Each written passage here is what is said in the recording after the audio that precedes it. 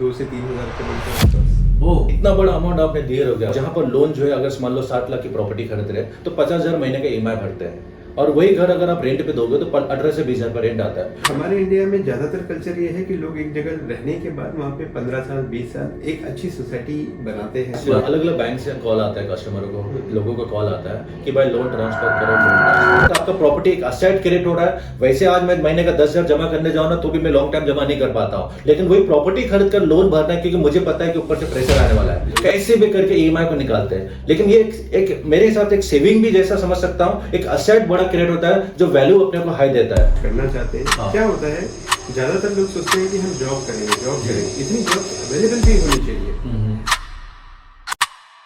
बेहतर से बेहतर की तलाश करो, मिल जाए नदी तो समुद्र की तलाश करो।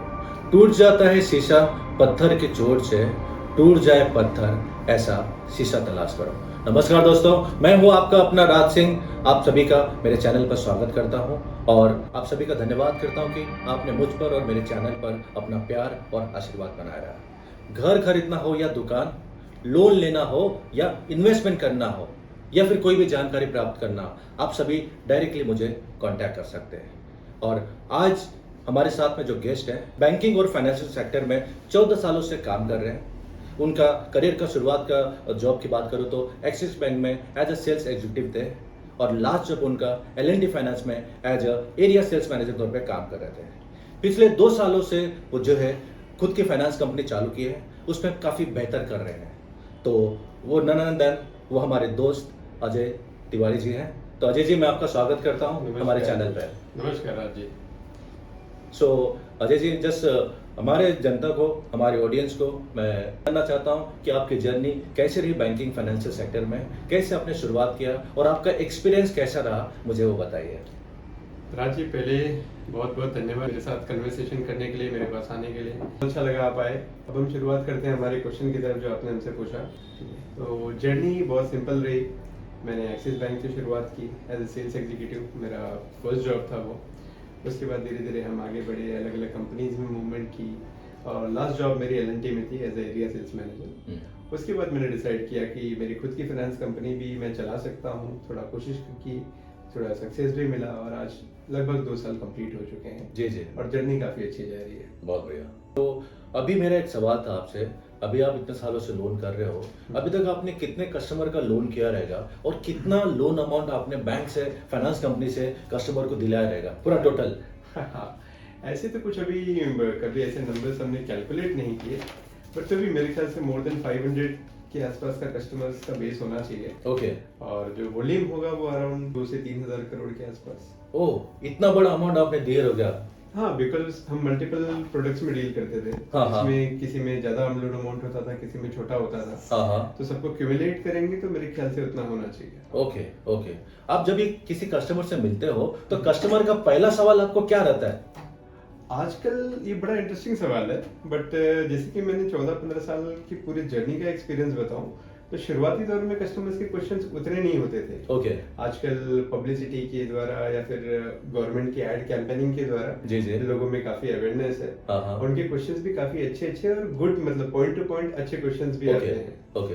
तो शुरुआत में तो ऐसा होता था कि मेरा रेट ऑफ इंटरेस्ट क्या होगा। हाँ कोई कोई कस्टमर हमें ऐसे भी मिलते थे कि सर मेरा हो तो जाएगा ना। हाँ हाँ। लेकिन आजकल लोग अच्छे से हमारे इनेबलर्स पे अच्छे अच्छे बात करते हैं, अच्छे से नेगोशिएट करने की बात करते हैं, हाँ, हाँ। कंपेयर करते हैं, उसके हाँ। बाद लेते हैं। हाँ। तो हाँ, मैं कह सकता हूँ कि लोगों में जागरूकता थोड़ी बढ़ी है। अभी पिछले रेट मैं देख रहा हूँ कि कुछ साल पहले जो रेट ऑफ इंटरेस्ट काफी हाई था, फिलहाल 2025 में रेट ऑफ इंटरेस्ट काफी कम है। तो इससे कुछ होम लोन में कुछ प्रोडक्ट मतलब बड़े हैं कि लाइक कस्टमर ज्यादा लेने के लिए उत्सुक है कि कैसा है इसमें? बिल्कुल बिल्कुल। देखिए, जो भी हमारी लोन इंडस्ट्री है वो रेट ऑफ इंटरेस्ट के इर्द गिर्द ही घूमती है। ओके।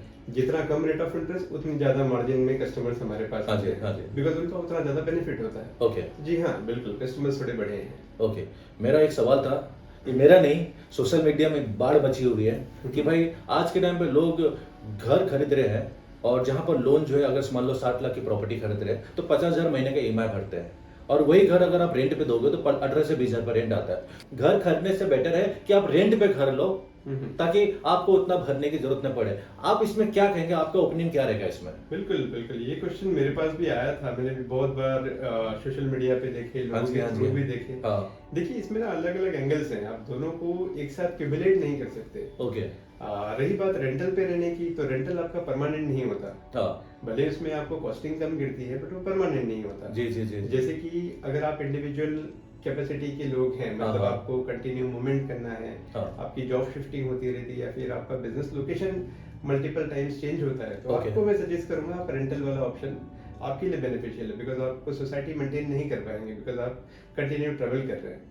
बट हमारे इंडिया में ज्यादातर कल्चर ये है कि लोग एक जगह रहने के बाद वहाँ पे 15 साल 20 साल एक अच्छी सोसाइटी बनाते हैं, बराबर, उसको डेवलप करने में सहयोग देते हैं, और हर चीजों में उनका योगदान होता है। तो मेरे हिसाब से अगर उस एंगल से देखेंगे तो आपको घर परचेज करके रहना अच्छा है। राइट। और रही बात difference in EMI and rental में, एक जगह सिर्फ आप रेंटल पे कर रहे हो, दूसरी जगह आप ऑक्यूपाई करने के लिए पे कर रहे हो।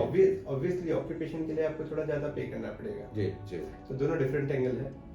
क्वेश्चंस को लोग अपने अपने रिक्वायरमेंट के हिसाब से मॉडिफाई कर सकते हैं। बराबर। मेरा तो ये भी कहना है कि जब जहाँ पर लोग रेंटल पे रह रहे हैं, आप देखोगे आज समाज में जो रेंटल में रहने वाले लोग हैं उनको थोड़ा अलग नजर से देखते हैं। जहाँ पर खुद की प्रॉपर्टी बनाकर लोग अपने हिसाब से बना रहे हैं, तो वहां पर लोग उसको अलग नजर से देखते हैं, हाई कैटेगरी में देखते हैं। और दूसरी बात मुझे ऐसा लगता है कि अजय जी कि एप्रिसिएशन वैल्यू के कंपैरेटिव में बात करूं तो ऑब्वियसली रेंट का पैसा जो डाल रहे हो आप, रेंट डाल रहे हो, वो तो पैसा आपको वापस नहीं आने वाला है। लेकिन जो प्रॉपर्टी में आप डाल रहे हो तो प्रॉपर्टी का वैल्यू भी हाई होगा।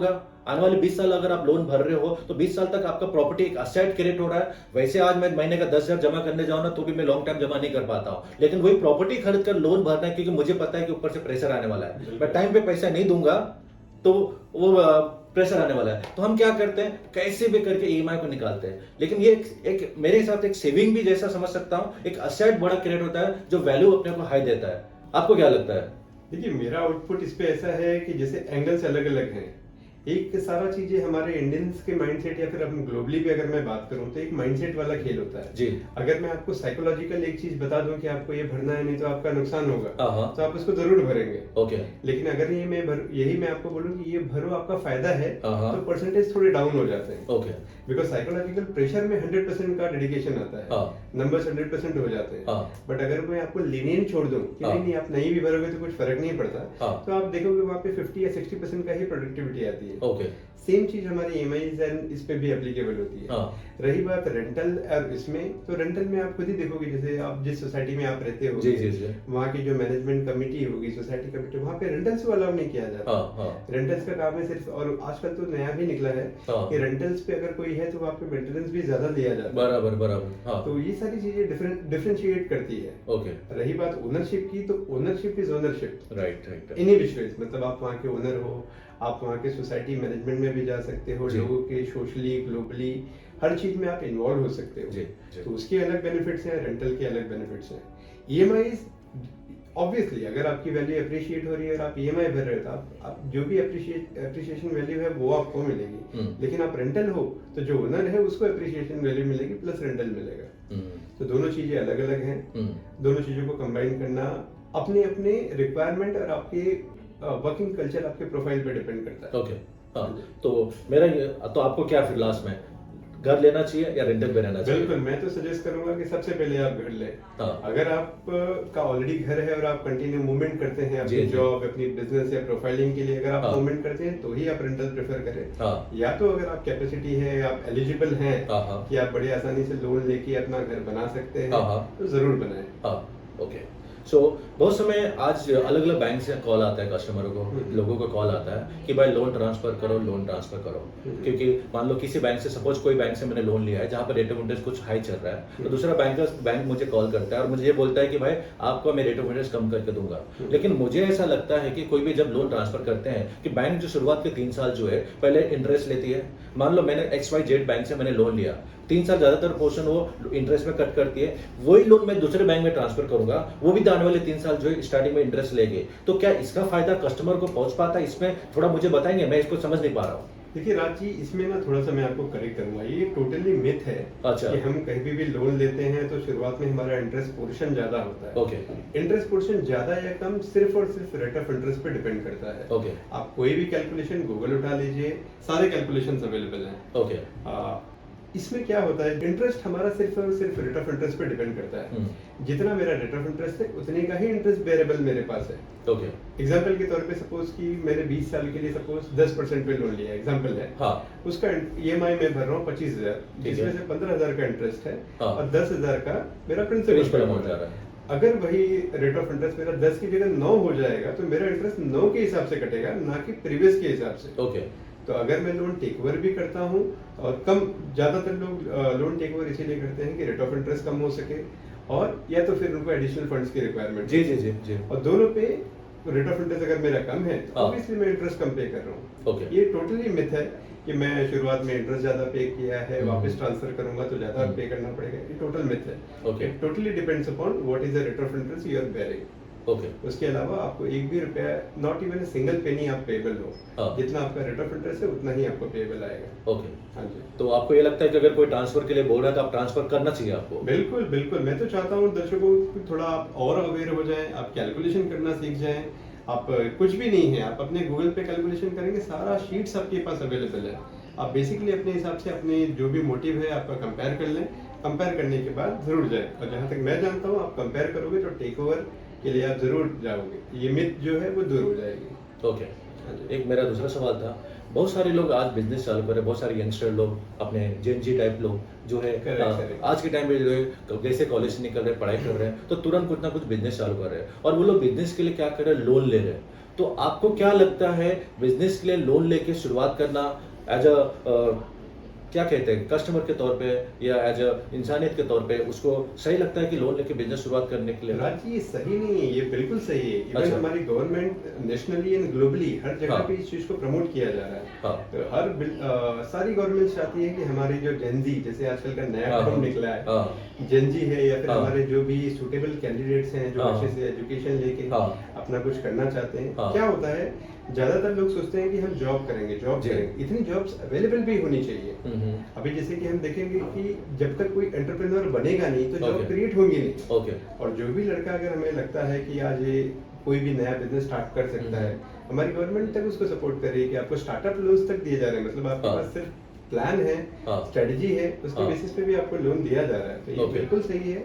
हाँ। मैं इसको पूरी तरह सपोर्ट करता हूँ कि लोग जितना ज्यादा हो सके अपने एटलीस्ट अपने टैलेंट को आजमाओ तो सही, बराबर। हो सकता है आप सक्सेस हो जाओ। जी, जी, और आज जी। हमारे लगभग 10-12 साल में हाँ। काफी अच्छा प्रोग्रेस निकला है, लोगों ने काफी अच्छा किया है, गवर्नमेंट ने भी अच्छा सपोर्ट किया है और लोगों ने भी काफी अच्छा करके दिखाया है। रिजल्ट ये है कि हमारी जीडीपी बहुत अच्छी हुई जा रही जी है। जी जी जी। इसमें इस चीज का बहुत बड़ा रोल है। Okay okay.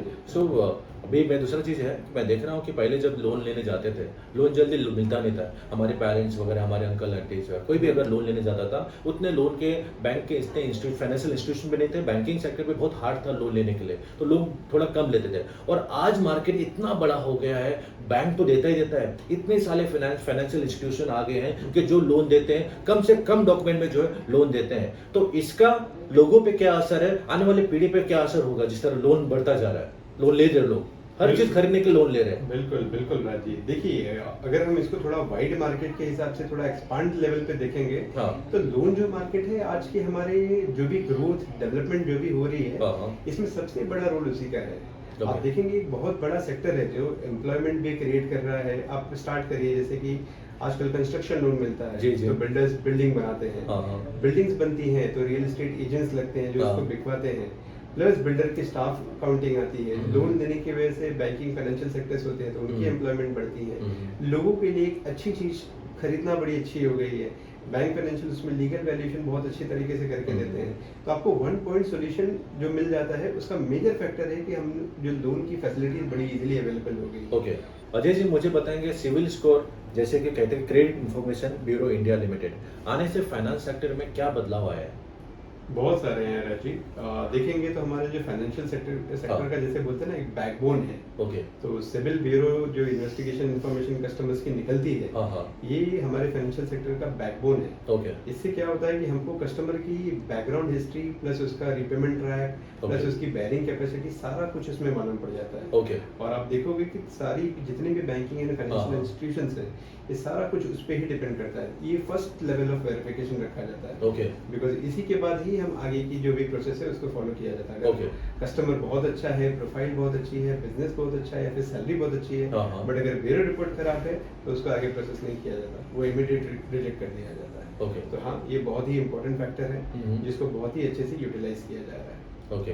और मैं देख रहा हूँ कि जिस तरह पहले के लोन्स वगैरह बहुत डिफॉल्टर होते थे, बहुत ज़्यादा डिफॉल्टर होते थे, ये लोन ले ले 10 लोन ले ले, क्योंकि उस टाइम पे सिविल स्कोर इस टाइप का कोई था नहीं और कोई ऑब्जेक्ट नहीं कर पाता था, तो लोग इधर से भी 10 जगह से लोन ले लेते थे और कहीं डिफॉल्टर हो रहा है तो भी दूसरे बैंक को पता नहीं चलता था। लेकिन जब सिविल स्कोर आया, जब सिविल निकालने लगे, तो आज के टाइम पे इतना ट्रैक रिकॉर्ड हो गया है कि अगर आप एयरटेल का कोई भी पोस्ट पेड कनेक्शन भी यूज कर रहे हो ना, आप वो कनेक्शन यूज करके अगर उसका बिल भी पेंडिंग पड़ा है ना, वो आपके सिविल स्कोर में दिखाई दे रहा है। बिल्कुल बिल्कुल। दरअसल ये जो आप बात कर रहे हो डिफॉल्टर हाँ, वाली ना, ये हाँ, दिनों की बात थी, हाँ, जब बैंकिंग सेक्टर हमारे इंडिया में एस्टेब्लिश हो रहा जी था। जी जी जी, क्या होता है कि जैसे कोई सेक्टर आता है तो वो पहले वो ट्राइड एंड टेस्टिंग के मोड पे रहता है। राइट राइट राइट, धीरे धीरे मालूम पड़ती है कि इसमें हाँ, क्या क्या कमियां रह जा रही हैं, हाँ, कस्टमर्स मतलब कहाँ पे हम चूक जा रहे हैं, हम्म, कौन कौन से लेवल ऑफ चेक पॉइंट्स होने चाहिए। हम्म, तो वो civil score is one of them जो हमने चेक पॉइंट्स रखा, और वो अभी तक का सबसे ही बोलते हैं ना, सबसे मील का पत्थर वाला बात हो जाती है कि अभी तक का सबसे मोस्ट यूटिलाइज वेपन निकला है, जिसके थ्रू हम आगे का प्रोसेस बड़े आसानी से कर रहे हैं। Right. ऑब्वियसली इसके अलावा भी चेक पॉइंट्स हैं, बट ये बहुत ही मेजर चेक पॉइंट है। तो शुरुआती दिनों में यही होता था कि चेक पॉइंट्स नहीं होते थे, हम कस्टमर को देख के बहुत सारे इंस्टीट्यूशनल फ्रॉड्स भी होते थे, राइट राइट, मतलब बिकॉज कोई चेक पॉइंट्स नहीं था, कोई बराबर। वेरिफिकेशन के स्टेजेस नहीं होते थे, हम हम्म। कस्टमर को देखा, हमको सही लगा, हमने दे दिया। अब वो इंटेंशनल डिफॉल्टर है कि नहीं, ये कैसे पता कैसे किया पता जाएगा? करें? वही सब पता करने के लिए सिविल ब्यूरो रिपोर्ट निकाली गई कि हम इसका बैकग्राउंड हिस्ट्री चेक कर सकें। राइट है। तो आज बैंकिंग और फाइनेंशियल सेक्टर के लिए बहुत इजी हो गया है जब से सिविल आया है, क्योंकि हम देख रहे हैं कि सिविल आने के बाद में हर चीज इतना सिस्टम से आ गया है कि, और कस्टमर भी गलत करने से, फ्रॉड करने से 10 बार सोचता है, क्योंकि उसको पता है कि अगर मैं इस टाइम पे कोई भी फ्रॉड करूंगा या कुछ भी ऐसा मिसगाइड करके मैं कोई भी चीज करूंगा सामने वाले को, तो आज वो कर नहीं सकता है। तो ये बहुत ही बेटर है। मैं दूसरा आपसे एक सवाल पूछना चाहूंगा। मैं देख रहा हूँ कि बहुत सारे हमारे पास जो प्रॉपर्टी खरीदने के लिए आते हैं, जब लोन के लिए अप्लाई करते हैं तो उनका सिविल स्कोर बहुत डाउन होता है, जिसके वजह से वो लोन नहीं कर पाते। काफी सारे बैंकिंग फाइनेंशियल इंस्टीट्यूशन जो उनको रिजेक्ट कर देती है। तो ऐसे टाइम पे एज उन कस्टमर को क्या करना चाहिए, कैसे अपने सिविल स्कोर को बेटर कर सकते हैं वो लोग? बिल्कुल राजीव, पहले तो मैं चाहूंगा कि लोगों को ये बता दूं कि आपका जो फ्यूचर, आपके बच्चों का फ्यूचर, ये सभी चीजें आपके सिविल रिकॉर्ड पे बहुत ज्यादा डिपेंड करती हैं जी। तो मेरा रिक्वेस्ट है कि जब भी आप लोन लें उसको आप पूरी कैपेसिटी में पे करें। हाँ। थोड़ा ऊपर नीचे है, आप बैंक को टाइमली इन्फॉर्म करें, उनसे टाइम लेके पेमेंट हाँ। करें, ताकि आपका सिविल ना खराब हो। क्योंकि आज आपका सिविल खराब है, कल को आपका लड़का लोन लेने जाएगा, उसे कहेंगे कि आपके फादर का बैकग्राउंड हिस्ट्री दिखाओ, उसकी वजह से आप उसका लोन रिजेक्ट हो जाएगा। तो कृपया करके इस पे विशेष ध्यान दें और इसको पूरी तरह से रिपेमेंट अपनी कैपेसिटी में पे करें। ये बात जैसे कि अभी आपका कहीं किसी रिपेमेंट में आपकी किसी भी वजह से आपकी रिपेमेंट हिस्ट्री खराब हो गई, हाँ। जैसे कभी आपका जॉब लॉस हो गया, कभी आप कहीं पे आपको मेजर लॉस हो गया, हाँ। हेल्थ इश्यूज हो गए या फिर फैमिली लॉस हो गया कुछ, तो उन सब चीजों में आप बैंक को प्रॉपर्ली जब भी आप उनसे एक टाइम ले लीजिए। आप जैसे ही आप बैक टू ट्रैक आ जाएंगे, आपका नया जॉब आ जाएगा, नया बिजनेस शुरू हो जाएगा, धीरे धीरे करके उसको पूरा पे करिए। कृपया सेटलमेंट ना कीजिए। सेटलमेंट की वजह से क्या होता है, आपके सिविल में सेटल दिखता है। आप कभी भी जाइए तो लोन को फोक्लोज करिए। 1 साल 2 साल 3 साल जब भी आप जाइए, लोन्स को हमेशा ही फोक्लोज करिए। और जब भी आप फोक्लोज करें, जरूर से जरूर उसका नो ड्यूज सर्टिफिकेट अपने बैंक से जरूर लें। बिकॉज बहुत बार क्या होता है कि आपने लोन तो पे कर दिया है बट सिविल में अपडेट नहीं हुआ है, बिकॉज सिविल में बैंक अपडेट नहीं करती, Right. सिविल में हमारी अथॉरिटीज अपडेट करती हैं। हाँ। अगर आपके पास नो ड्यूज है तो वो नो ड्यूज आप अथॉरिटीज को मेल करके भी अपडेट करा सकते हैं, या फिर जहां आपको नया लोन लेना है उन्हें भी दिखा सकते हैं। तो कृपया नो ड्यूज सर्टिफिकेट जरूर लें। Okay, right. सो दूसरा मैंने आपसे जानना चाहूँगा, अभी बहुत सारे लोग हैं जो शुरुआत अब प्रॉपर्टी करना चाह रहे हैं या अभी पढ़ाई करके आगे निकले हैं, कुछ करना चाहते हैं। अब उनको नहीं पता कि लोन लेने के लिए क्या, कैसे एलिजिबल अपने आप को चेक करें। तो लोन लेने के लिए क्या एलिजिबिलिटी चेक करते हैं आप लोग? देखिए, लोन लेने के लिए तो सबसे पहले ये होती है, हमारे जो गवर्नमेंट की वैल्यूज निकलती हैं, हाँ। मतलब हमारे गवर्नमेंट पॉलिसी के हिसाब से जो कहता है, वो कहता है कि आप अपनी इनकम का मैक्सिमम 60% के ऊपर कभी ना जाएं, बिकॉज 40% आपकी डेली एक्टिविटीज के लिए काम आएगा हाँ। और 60% की आप ईएमआई इजीली बेयर कर पाएंगे, ताकि आपकी डेली लाइफ डिस्टर्ब ना हो। तो जो भी आपकी सैलरी आ रही है या फिर आपकी जो भी मंथली इनकम हो रही है बिजनेस के थ्रू या फिर हाँ। अदर सोर्सेज कमीशंस के थ्रू, आप उसका 60% की ही ईएमआई कैपेसिटी के हिसाब से ही लोन के लिए जाएं। Okay. और आप अपनी प्रॉपर्टी भी उसी रेंज में जोड़ें। अगर आपको लगता है कि नहीं, साल 2 साल के बाद आप बहुत अच्छा कर सकते हो, हाँ। तो ही आप कैपेसिटी को 60% के ऊपर ले जाएं। नहीं तो अपने आप को 60% पे रिस्ट्रिक्टेड रखें। ओके, तो जो एलिजिबल के लिए उनको क्या क्या लगेगा, कैसे अपने आप को फाइंड करें कि मैं इतना एलिजिबल हूँ या हूँ लोन लेने के लिए? देखिए, आप वही मैंने बताया ना, आप अपनी इनकम का जो भी 60% है हाँ। उसके ईएमआई के हिसाब से आप अपना लोन अमाउंट का कैलकुलेशन कर सकते हैं। हाँ। सारे कैलकुलेशंस आपको गूगल पे अवेलेबल हैं। हाँ। आप गूगल पे जाइए, आप अपने एज के हिसाब से भी निकाल सकते हैं। हाँ। आप अपने लोन अमाउंट के हिसाब से निकाल हाँ। सकते हैं, प्लस आप ईएमआई रिपेमेंट कैपेसिटी के हिसाब से भी निकाल हाँ। सकते हैं। तो सारे कैलकुलेशंस आपको गूगल पे अवेलेबल हैं। हाँ। ओके। आप वहां से जाके अपनी एलिजिबिलिटी बड़ी आसानी से चेक कर सकते हैं। ओके, एक आपके हिसाब से एक गुड क्रेडिट स्कोर क्या होता है, कितना होता है? देखिए, generally 750 and above is a good score, but sometimes अगर आप मल्टीपल लोन ले लेते हैं और भले ही आप उसकी ईएमआई टाइम पे पे कर रहे हैं, बट हाँ। स्कोर पे थोड़ा इफेक्ट करता हाँ। है बिकॉज आप ओवर ऑब्लिगेटेड हो गए। Right, right. तो sometimes 725 and above is a good score. Okay, yes. So thank you Ajay ji हमारे सवालों का जवाब देने के लिए। आई होप कि जो सवाल मैं आज हमारे दर्शकों का इन तक पूछने की कोशिश की है वो आप तक उनका जवाब मिला हो, और ऐसे कुछ भी क्वेश्चंस आपके मन में लोन से रिलेटेड, प्रॉपर्टी से रिलेटेड, कोई भी लीगल प्रॉपर्टी के रिलेटेड कुछ भी ऐसी चीज़ें जो आपके मन में सवाल हो तो आप मुझसे बात कर सकते हैं। हम लंबे टाइम से अजय जी लोन का काम कर रहे हैं, 14 सालों से लोन बैंकिंग सेक्टर में काम कर, फाइनेंशियल सेक्टर में काम कर रहे हैं। अगर आपको कुछ भी ऐसा लग रहा है लोन से रिलेटेड जानकारी चाहिए तो मैं स्क्रीन पे इनका नंबर डिस्प्ले करता हूँ, तो लोन से रिलेटेड कुछ भी जानकारी है बाकी आप इनको कॉन्टैक्ट कर सकते हो, और प्रॉपर्टी से रिलेटेड या कोई भी बाकी जानकारी आपको चाहिए तो डायरेक्ट आप मुझसे कॉन्टैक्ट कर सकते हैं। Thank you so much video में बनने के लिए। मेरा ये पॉडकास्ट जस्ट शुरुआत किया है, जिस तरह आपने मेरे प्रॉपर्टी के वीडियो में आपने प्यार दिया और अच्छे आपने उसमें लाइक किए और अच्छा आपने उसमें व्यूज दिया, और प्लस उसके द्वारा काफी सारे मेरे कस्टमर आज मुझसे जुड़े हुए हैं, तो ये वीडियोस के द्वारा जुड़े हैं, तो आप सभी का मैं बहुत बहुत धन्यवाद करता हूं। ऐसे अपना प्यार आशीर्वाद मुझ पे बना रहे। Thank you so much. जय हिंद।